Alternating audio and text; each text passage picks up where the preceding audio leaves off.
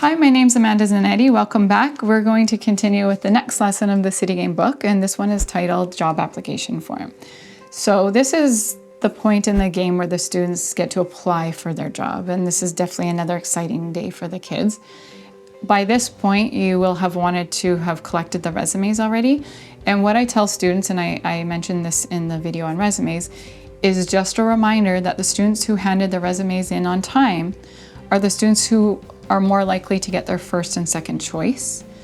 Those who handed in after the deadline are looked at afterwards, and that's a bit of that incentive to get that resume in on time. By this point, you also would have introduced the jobs, and the students should have a good idea at this point of what jobs they want. You will have wanted them to choose their top 3. And again, in that video, we talked about make sure the kids are going home and talking through that with their family.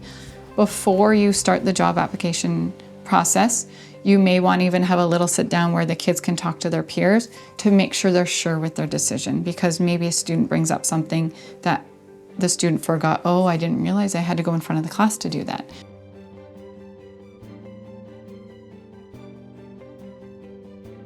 Now we're into filling out the job application form.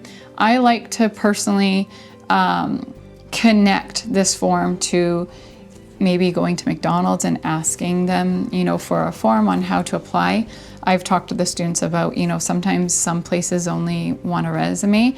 Other places like you to fill out a form. It may be an online form, but the reason I think this is important is for the kids to realize how professional they need to be. You do have your students who will fill out a sheet and it's messy and it's in pen and there's scribble on the side. And I pre-warn them that if it is not written neatly, they will need to fill out another one until they realize the importance of when you're applying for a job, you want your best writing, you want it to look like you're organized and that you care about this job that you're applying for. So on the sheet, it asks for personal information. Yes, it asks for their phone number and their address. I don't feel comfortable having the students provide that in the classroom in case a sheet goes missing.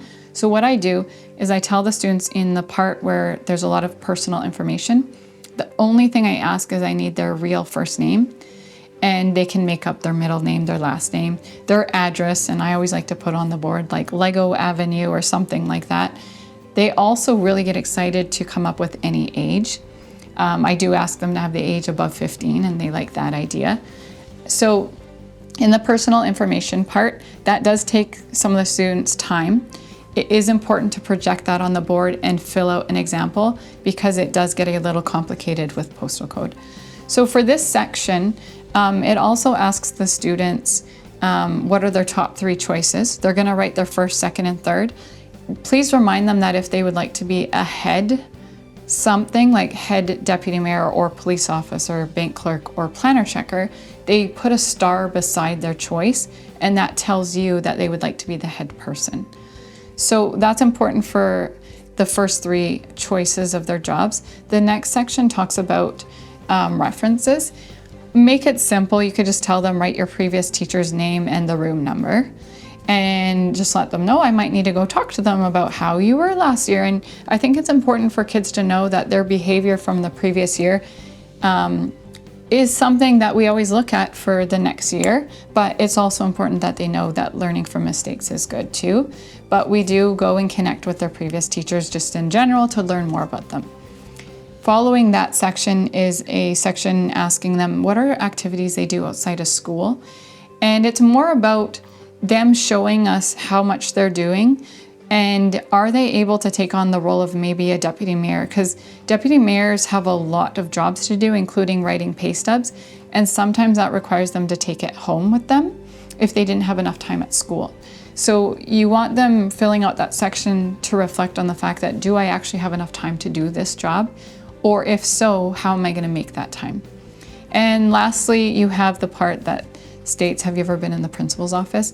It is quite cute. You get some stories like, yes, I did, but it was there just to help out a friend. And I tell them, don't be nervous. I have a lot of respect for students who are very honest. And yes, maybe it was a bad thing you did. But what I always tell the students is, if you are able to write out what you did and that you're learning from that, I'm more impressed with that than, no, I've never been, even though you have. And I think that shows the students that You know, those past experience aren't something that defines them. It's just a learning opportunity for them. I said lastly, but there is one minor detail at the end that means a lot to the students, and that is the signature. They get so excited to come up with a signature. They're practicing it on scrap paper. And I tell them I will not accept that application form unless their signature is on there. So that's the job application process.